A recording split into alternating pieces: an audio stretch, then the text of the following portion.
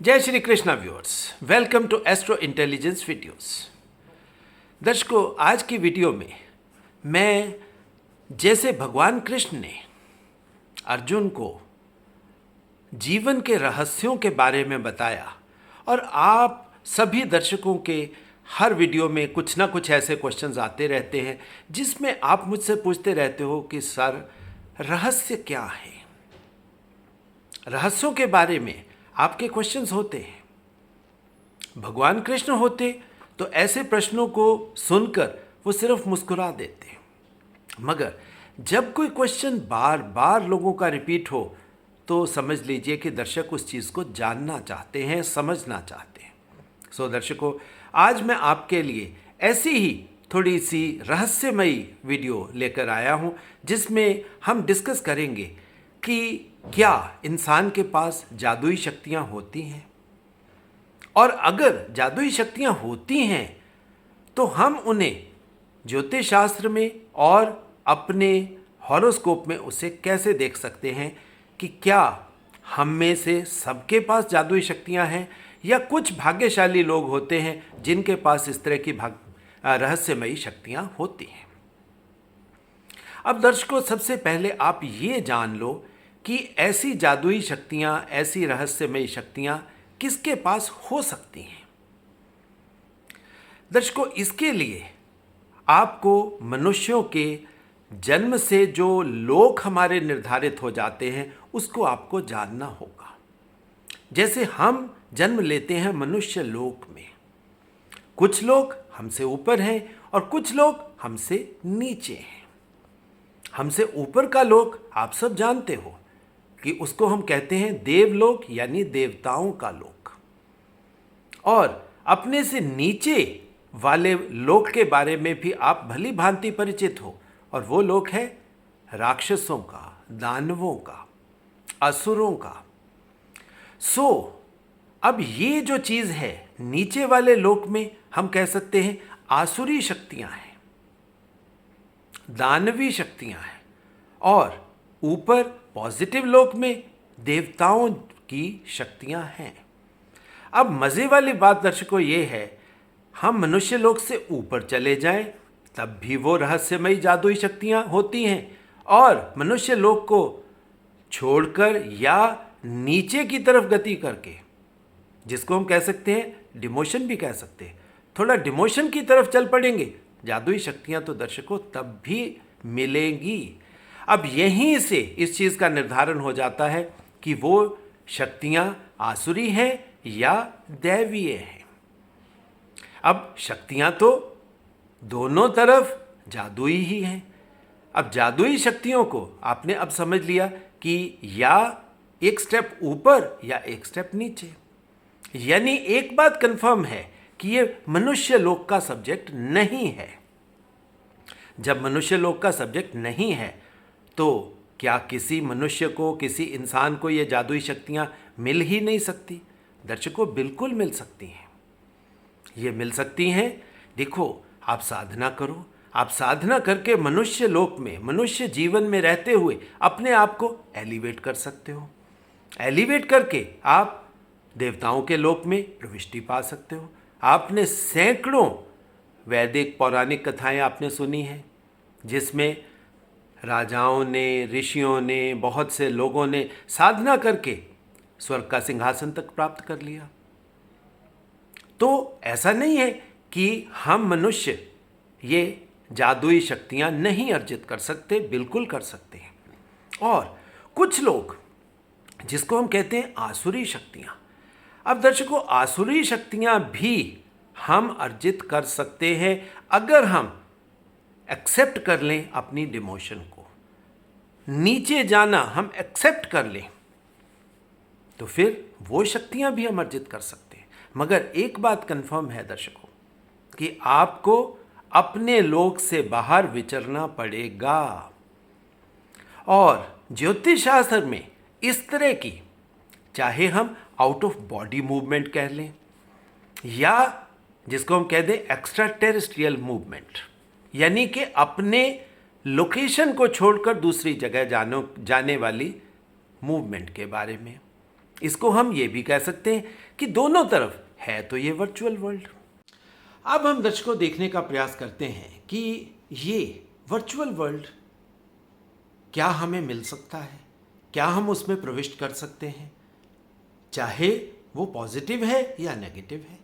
Positive virtual world को हम कह सकते हैं कि हम देवताओं के रेल्म में एंटर कर गए, और जब हम डिमोशन नेगेटिव की बात करते हैं तो ये बात स्पष्ट है कि हमें उस असुरों के रेल्म में एंटर करना पड़ेगा।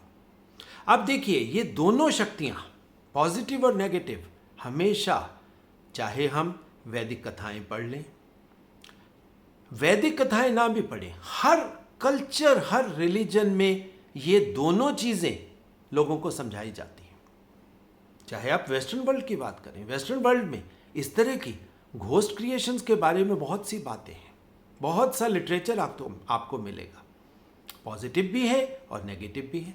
आप ग्रीक कल्चर में चले जाए, वहाँ भी आपको इसी तरह का सब मतलब पूरा लिटरेचर मिलता है। हमारे वैदिक अगर हम लिटरेचर की बात करें तो यहाँ पर तो कथाएं भरी पड़ी हैं। आप ऋषि बन के, साधना करके आप दैवीय शक्तियां भी ले सकते हो। सो दर्शकों, यहां तक फिर पहुंचाने वाला, इस वर्चुअल वर्ल्ड के अंदर लेकर जाने वाला प्लेनेट तो एक ही है, और वो है राहु। क्योंकि राहु के पास ये कैपेबिलिटी है कि हमें इस मनुष्य के डोमेन से, इस लोक से हमें दूसरे लोक में वो एंट्री दिलवा दे। कहीं ना कहीं है तो ये वर्चुअल वर्ल्ड, मगर वर्चुअल वर्ल्ड के साथ साथ दर्शकों ये बात कंफर्म है कि ये टाइम ट्रेवल भी है। अब इसीलिए मैंने ये वीडियो की शुरुआत की कि ये जादुई शक्तियों की वीडियो है। क्या आप उसको भी समझ सकते हो कि जादुई शक्तियां क्या पॉसिबल हैं? बिल्कुल हैं दर्शकों। आप देवता भी बन सकते हो एक ही जीवन में, और आप दानव भी बन सकते हो। अब ये राहु के थ्रू ही पॉसिबल है। हम इसे अब ज्योतिष शास्त्र में या अपने हॉरोस्कोप में इसे कैसे समझें? अब दर्शकों, मैं आपको वो भी समझाने का प्रयास करता हूं। कोई भी इंसान एक जीवन में क्या कर सकता है, क्या बन सकता है, या कहां तक वो अचीवमेंट ले सकता है, दर्शकों उसका भाव हमारे हॉरोस्कोप में 11th ही होता है। राशि के हिसाब से, कालपुरुष कुंडली के हिसाब से आप जानना चाहते हो तो वो एक्वेरियस हो गया, 11 नंबर या एक्वेरियस। अब आपको उसे देखना कैसे है अपने चार्ट में? दर्शकों, ये बहुत प्रैक्टिकल वीडियो मैं आपको दे रहा हूं कि आप कैसे देख सकते हो। तो सबसे पहले आप ये देखिए कि आपका राहु कहां पड़ा है, क्योंकि राहु के अंदर ही वो कैपेबिलिटी है कि वो आपको ये जादुई शक्तियां दिलवा सके। अब राहु आपका अगर 11 नंबर के साथ अपना कोई भी सीधा सीधा रिलेशन बना ले तो वो जादुई शक्तियों के आप हकदार हो सकते हो। और किसी का राहु अगर पड़ा ही 11th हाउस में हो या एक्वेरियस में पड़ा हो, आप देखिए ये दोनों संभावनाएं हैं। अब इन दोनों संभावनाओं में आपके पास वो जादुई शक्तियां मिलने की पॉसिबिलिटी क्रिएट हो जाती है। अब इसको थोड़ा सा और इलेबोरेट करके समझने का प्रयास करते हैं। अब आपका 11th हाउस अगर उसमें राशि कुछ और है और उसका राहु के साथ संबंध डिफरेंट बन रहा है तो आपको उस एंगल से उसे देखना है। अब दूसरी बात, आपका राहु सपोज करो एक्वेरियस में ही है। अब एक्वेरियस में किस नक्षत्र में है और किस नक्षत्र के उस नक्षत्र के कौन से पद में है, गेम दर्शकों वहां पर पड़ी है। क्योंकि ये पॉसिबिलिटी शतभिषा नक्षत्र में ही मिल सकती है आपको। अब शतभिषा नक्षत्र में आपका राहु आ गया, आपके लिए वो जादुई शक्तियों की विंडो खुल गई। अब जादुई शक्तियों की विंडो खुल गई। अब बहुत से जातक ऐसे भी होंगे जिनका केतु का संबंध उनके 11वें भाव से या एक्वेरियस से हो जाए। अब केतु का संबंध किसी का हो गया दर्शकों, ये बहुत इंपॉर्टेंट बात हो गई, इसको आप कभी नजरअंदाज मत कर जाना, ये बहुत डीप बात है। किसी का केतु का संबंध अगर इस तरह बन गया तो दैट मीन्स वो आदमी पिछले जन्मों से ही वो जादुई शक्तियां अपने साथ कैरी करके लाया है। आप समाज में ऐसे कुछ लोगों को देखते हो, बचपन से उनके अंदर वो जादुई शक्तियां होती हैं, वो रहस्यमयी शक्तियां होती हैं, वो बच्चे ही दूसरों को हिप्नोटाइज करने तक की उनके पास कैपेबिलिटी होती है। जो वो काम करते हैं तुरंत मास मीडिया हिप्नोटिज्म, लोगों को इन्फ्लुएंस करते हैं। आप देखिए मास लेवल पर इन्फ्लुएंस, ये वो लोग होते हैं जिनके पास दर्शकों जादुई शक्तियां हैं, और वो जर्नी पिछले जन्मों से लेकर आए थे, कैरी फॉरवर्ड होके वो जर्नी यहां पर वो पहुंचे। सो इस जन्म में जब उनको वो एक, जिसको हम कहते हैं ना कि प्रॉपर एनवायरनमेंट मिलता है, बीज पीछे से लेकर आए, अब बीज को बिल्कुल सही एनवायरनमेंट मिल गया, सही मॉइस्चर मिल गया, सही एयर प्रेशर वहां पर मिल गया, सही भूमि मिली हुई है, तो वो पौधा पल्लवित होगा, वो रहस्यमय शक्तियां समाज में दिखेंगी। और दर्शकों यही सबसे बड़ी बात है। अब कुछ जातकों का यहां पर मैं आपको बताऊं, चंद्रमा का संबंध उनके 11वें भाव से, उनके एक्वेरियस से हो सकता है। आपके मन में इच्छा हो सकती है कि मेरे अंदर जादुई शक्तियां हों, मगर सिर्फ इंटेंट होने से अकेली बात नहीं होती। ऐसे जातकों को फिर अपने कर्म देने वाले प्लैनेट को देखना होगा, और साथ में राहु को तो आपको देखना ही होगा। यानी कि फिर खेल आपको कैसे समझना है कि अगर चंद्रमा वहां है तो आपको शनि और राहु इन दोनों को देखना है। क्या उनका डायरेक्ट इनडायरेक्ट संबंध 11 से बन रहा है? अगर डायरेक्ट इनडायरेक्ट संबंध, अब ये इनडायरेक्ट संबंध दर्शकों इसके अंदर एस्पेक्ट्स आ जाते हैं, और इसके अंदर की जो बात मैं आपको बता दूं, बहुत से दर्शक ये कहेंगे कि सर इनडायरेक्ट क्या होता है। मैं आपको दर्शकों बताता हूं। डायरेक्ट आपको दिखाई देता है प्लेनेट आपका कहां पड़ा है। इनडायरेक्ट क्या है? आपका प्लेनेट किस नक्षत्र में पड़ा है, नक्षत्र के कौन से पद में पड़ा है। बाहर से देखने में चीज कुछ और दिख सकती है, मगर अंदर जब हम उसके डीप एनालिसिस पे जाएंगे तो हो सकता है वहां पर वो संबंध आपको मिल जाए। तभी बाहर से देखने में कई बार वो चीज आपको नहीं दिखाई देती, मगर उस इंसान के पास वो जादुई शक्तियां होती हैं। सो दर्शकों, जादुई शक्तियां ये एक ऐसा सब्जेक्ट है जिसको नॉर्मल, अगर हम पीछे से जो एजुकेशन का मीडियम हमें मिला, इन चीज़ों को छुपाया गया, इन चीज़ों से लोगों को डराया गया, इसके बारे में बात नहीं की जाती। जितने शास्त्र थे, हमारे ऋषि दर्शकों बहुत एडवांस थे, बहुत खुले दिल वाले, बहुत फ्लेक्सिबल लोग थे। वो तो उन्होंने तो बहुत डीप रिसर्चेस कर वो बुक्स दी, वो शास्त्र दिए, मगर हमने अपने सेल्फिश मोटिव के साथ उन्हीं चीज़ों को छुपा दिया, दबा दिया। अब इसी में रहस्य की दुनिया में तंत्र दर्शकों एक सब्जेक्ट है, और तंत्र के बारे में हमेशा उसको रहस्य की परतों में दबा दिया जाता है कि तंत्र की बात भी ना की जाए। मगर दर्शकों यहाँ पर मैं आपको एक बात बता दूं, तंत्र कोई गलत विज्ञान नहीं है, ये भी विज्ञान है, ये भी साइंस है। सिर्फ फर्क क्या है? फर्क ये है कि इसमें शरीर को टूल की तरह, शरीर को मशीन की तरह, और शरीर को ही अकेला माध्यम बनाकर सब कुछ अचीव करने का प्रयास किया जाता है। यानी कि शरीर के अंदर जो भी पोटेंशियल आपका पड़ा है, उस पोटेंशियल को जागृत करना, और जागृत करते करते उन जादुई शक्तियों तक पहुंचना, उस रेल्म में, उस रहस्यमयी दुनिया में एंट्री लेना, और उसके माध्यम से फिर लोगों को समझाना, लोगों को बताना कि yes, this is the capability limit of a human being. तो तंत्र दर्शकों ये रहस्यमयी दुनिया है, चाहे वो रहस्यमयी दुनिया आपको कामाख्या देवी के टेम्पल से मिले या भैरवनाथ के वहाँ के मठ से मिले।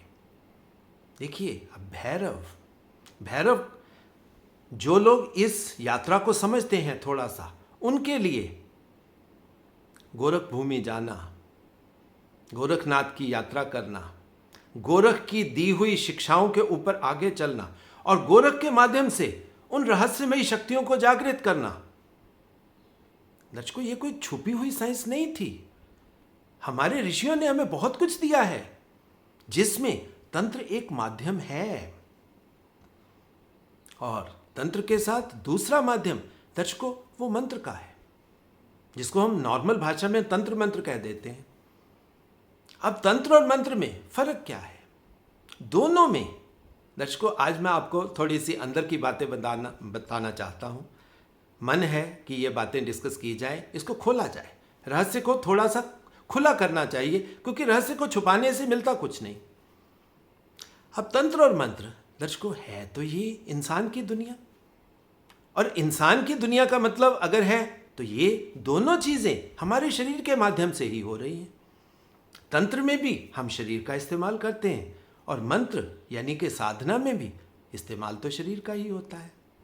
मगर दोनों में फर्क सिर्फ क्या है कि तंत्र में हम सिद्धियों की तरफ जा रहे हैं, अपनी शक्तियों को, आंतरिक शक्तियों को जगाकर, स्ट्रांग बन के हम कुछ ना कुछ अचीव करना चाहते हैं।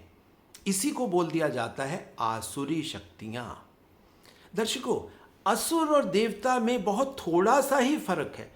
There is a very thin line इन दोनों के बीच में, क्योंकि जब तक हम कुछ लेने की भावना से चल रहे हैं, हमें सिद्धि क्यों चाहिए? हम कुछ सिद्ध करना चाह रहे हैं, इसलिए हमें सिद्धि चाहिए। यानी कि अभी हमारी ज़रूरत है, ज़रूरतें पेंडिंग हैं, वो चाहे शरीर की हो, चाहे मटेरियल दुनिया की हो, वो ज़रूरतें हैं हमारी, और उन ज़रूरतों को हम पूरा करना चाहते हैं।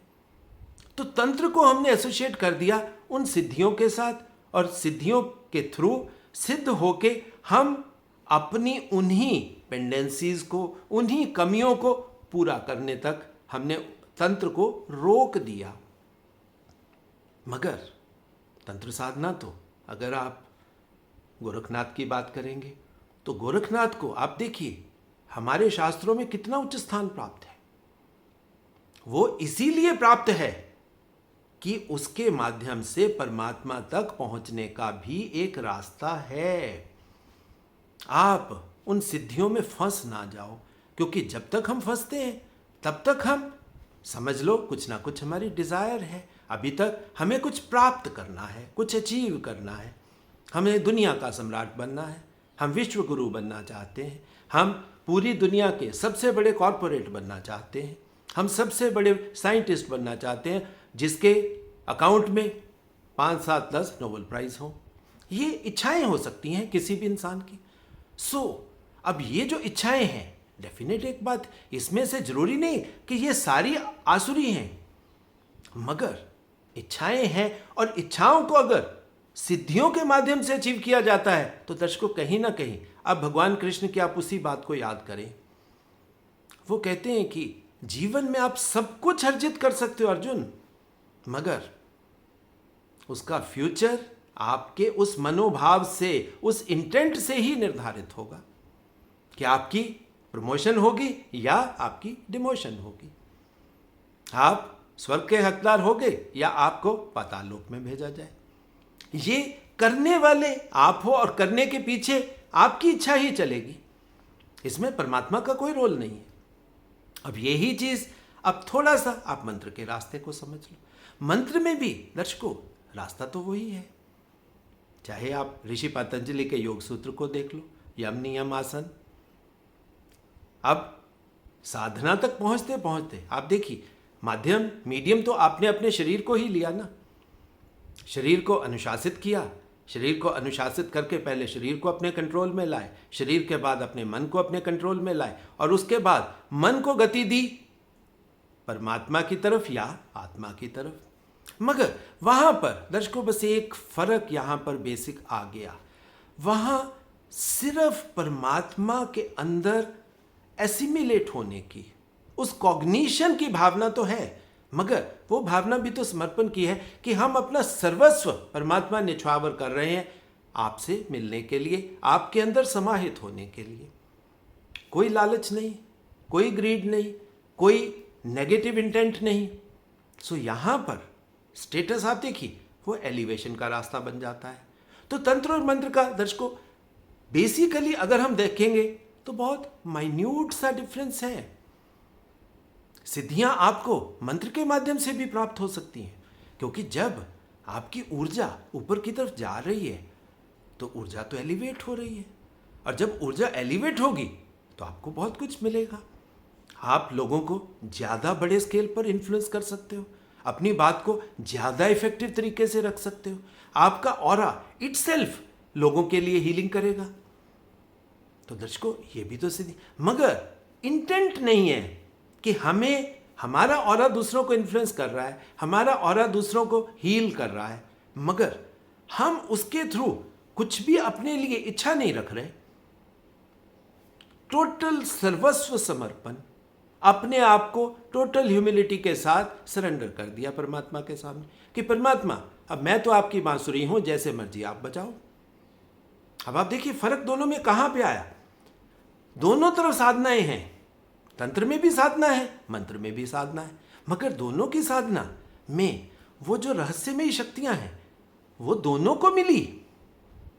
एक ने अपने बेनिफिट के लिए उसका इस्तेमाल किया तो हम उसको कहते हैं ये आसुरी प्रवृत्ति, डिमोशन, नीचे की तरफ जाने का रास्ता। और जैसे ही हमने इसको थोड़ा सा परमात्मा की तरफ जाने का, हम कहते हैं ये पॉजिटिव है, अब ये एलिवेशन की बात आ गई। तो दर्शकों ये जो रहस्य की दुनिया है, यहाँ पर ये रहस्य हैं, बाहर से देखने में ये बहुत सिंपल लगते हैं, मगर जब हम इस दुनिया में जाते हैं, इस वर्चुअल वर्ल्ड में एंटर करते हैं, तो सिद्धियां तो दर्शकों मिलेंगी। अब इसीलिए आपको मैं बता दूं, ज्योतिष शास्त्र में जब राहु चंद्रमा का 11वें भाव के साथ संबंध हो जाए तो इसे सबसे बड़ा शक्ति योग समझिए आप। इससे बड़ा शक्ति योग पॉसिबल नहीं है, हो ही नहीं सकता।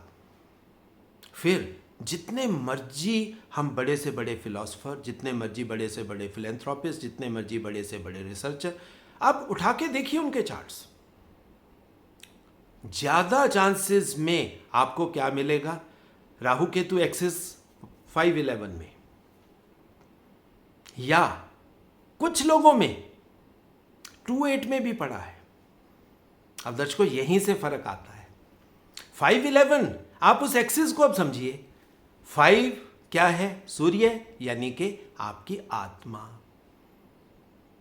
11 क्या है, शनि राहु का वो कॉम्बिनेशन जो कर्मों के माध्यम से आपको स्वर्ग की प्राप्ति, मोक्ष की प्राप्ति, जीवन मरण के साइकिल से आपकी मुक्ति, ये वो भाव है। अगर 511 में है दर्शकों, रहस्यमयी शक्तियां यहां पड़ी हैं, बहुत स्ट्रांग पड़ी हैं, और पड़ी तो 28 में भी है, मगर 28 में यहीं पर आप देखिए इंटेंट बदल जाएगा, क्योंकि सेकंड हाउस किसका है दर्शकों, फैमिली का है, मनी से रिलेट करता है, वीनस की सारी संभावनाएं वहां पर पड़ी हैं। सो इसीलिए शुक्राचार्य को हम क्या बोल देते हैं कि ये असुरों के गुरु हैं। दर्शकों साधना करवा रहे हैं, क्योंकि अष्टम साधना का तो ही तो भाव है। अष्टम जब साधना का भाव है तो उसकी शक्ति कहां पड़ी है, शक्ति पड़ी है शुक्राचार्य में।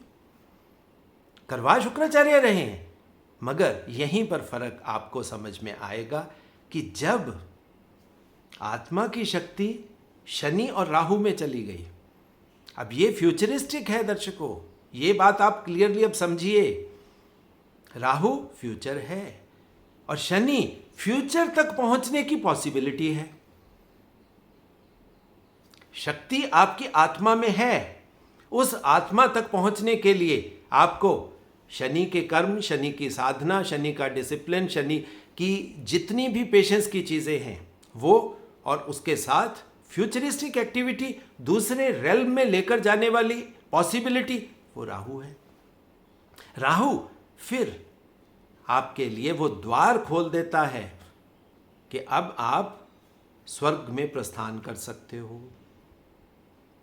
मगर साधक चाहे उसको स्वर्ग मिल जाए, अब आप देखिए वो वहां रहना नहीं चाहेगा। ठीक है, जाएगा, बस ठीक है, देख लेगा, हंस के आ जाएगा, 2 मिनट में दूसरों को जाएगा, उनको बोलेगा कि आप खुश हो गए मेरे आने से, चलो बहुत बढ़िया हुआ, चलो अब बहुत बहुत आशीर्वाद आप सबको, अब मैं अपनी जर्नी पे फिर वापस जा रहा हूं। ये है मंत्र का रास्ता, क्योंकि कोई पर्सनल ग्लोरी नहीं, कोई पर्सनल एम्बिशन नहीं, कोई बड़ा बनने की इच्छा नहीं, कुछ नहीं। क्योंकि बड़ा दर्शकों कौन हो सकता है? बड़ा कोई भी नहीं हो सकता, बड़ा सिर्फ परमात्मा है। और रहस्य की दुनिया दर्शकों यहीं पर तो बात है, क्योंकि हम इतने बड़े बनना चाहते हैं कि हम परमात्मा तक पहुंच जाएं, परमात्मा जैसे बन जाएं, जैसे परमात्मा पूरी दुनिया को चला रहा है, हम भी इसी तरह उस पूरी दुनिया को चलाएं, पूरी दुनिया को कंट्रोल कर लें। बट वो तो पॉसिबल नहीं है। बस यही पे वो जो थिन लाइन की मैंने बात करी थी ना, कि दोनों में बहुत थिन सी लाइन है, वो थिन लाइन यहीं से क्लियर हो जाती है कि कहां तक आपकी इच्छा है। क्या आपकी इच्छा लोगों को ओवर पावर करने की है, उनको इन्फ्लुएंस करने की है, उनके थ्रू अपने आप को बड़ा करने की है? क्योंकि बहुत से लोगों को ये होता है कि लोग हों, हमारी आज्ञा को माने, हमारी बातों को माने, हमें बड़े की तरह, हमें विश्व गुरु की तरह, होती हैं इच्छाएं दर्शकों। और इच्छा होना कोई बुरी बात नहीं है, मगर उस इच्छा के बावजूद क्या वो इच्छा आपको पकड़ रही है, जकड़ रही है? अगर तो इस इच्छा ने आपको पकड़ लिया कि मैं दुनिया में सबसे बड़े एस्ट्रोलॉजर के रूप में जाना जाऊं, दर्शकों क्लियर बात कह दूं, अगर राहु आपका 511 में है या 511 के साथ संबंध है, आप बड़े बन जाओगे, कोई प्रॉब्लम नहीं, बन जाओगे। बट अगर वो इच्छा आपको पकड़ गई, इतना बात मैं आपको बता देता हूं, वो डिमोशन का रास्ता देगी आपको, वहां पर एलिवेशन नहीं मिलेगी। एलिवेशन के लिए आपको वो साधना का पॉजिटिव रास्ता पकड़ना पड़ेगा, जिसमें एंड में आपको वो टोटल समर्पण। सो दर्शकों, रहस्यमयी शक्तियों की दुनिया में आप सब आमंत्रित हो। आपको मैं इनवाइट भी करता हूं कि जो लोग इस जर्नी पे चलना चाहते हैं, दर्शकों ये कुछ नहीं है, ये स्पिरिचुअल जर्नी है, रास्ता है। आपको मैं इनवाइट करता हूं और आपको मतलब बुलाता हूं, जिसको मैं कहता हूं कि आइए आप इस दुनिया का रस तो लीजिए, इसे चखिए तो सही, फिर आपको समझ में आएगा कि रहस्यमय दुनिया है। और बहुत से लोग रहस्यमय दुनिया बाई प्रॉक्सी भी एंटर करते हैं। जैसे बहुत से ऐसे मंदिर हैं जिनके बारे में एक लेबल लगा होता है साथ में कि यहां पर जाओगे आपकी इच्छा पूरी हो जाएगी। अब दर्शकों ये बहुत डीप सब्जेक्ट है।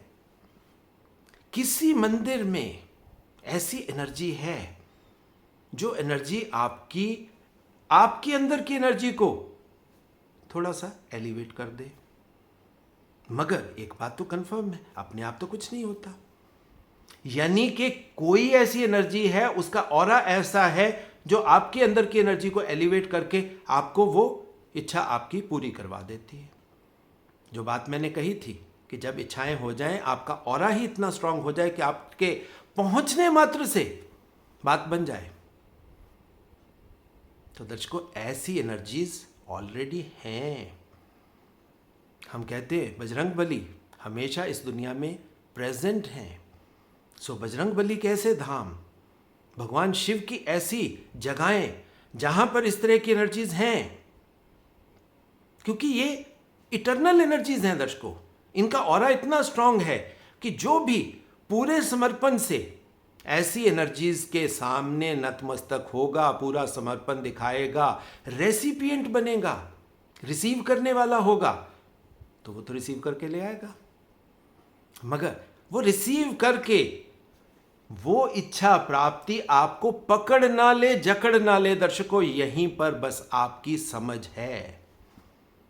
सो रहस्यमयी शक्तियों की दुनिया में आपका स्वागत है, मगर जिसको कहते हो ना विद अ कॉशन। आपको मैं अलर्ट भी कर रहा हूं, वार्न भी कर रहा हूं कि ऐसी दुनिया नॉर्मल लोगों के लिए खतरनाक हो सकती है। सो आसान रास्ता कौन सा है दर्शकों? Slow and study wins the race. आप शनि के माध्यम से चलते चलिए, कर्म करते चलिए, कर्म के साथ साथ थोड़ी थोड़ी साधना करते चलिए, धीरे धीरे आप उन सिद्धियों को अचीव करने के रास्ते पर आ गए, वो चीज़ें आपको मिल जाएंगी।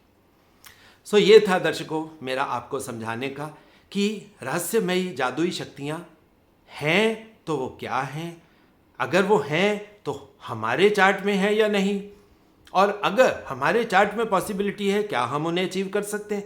आज कोशिश की है मैंने कि उस रहस्यमयी दुनिया से मैं थोड़ा सा वो परतें आपके सामने उठा दूं, ताकि आप उन अंडरलाइंग चीज़ों को देख पाओ, समझ पाओ।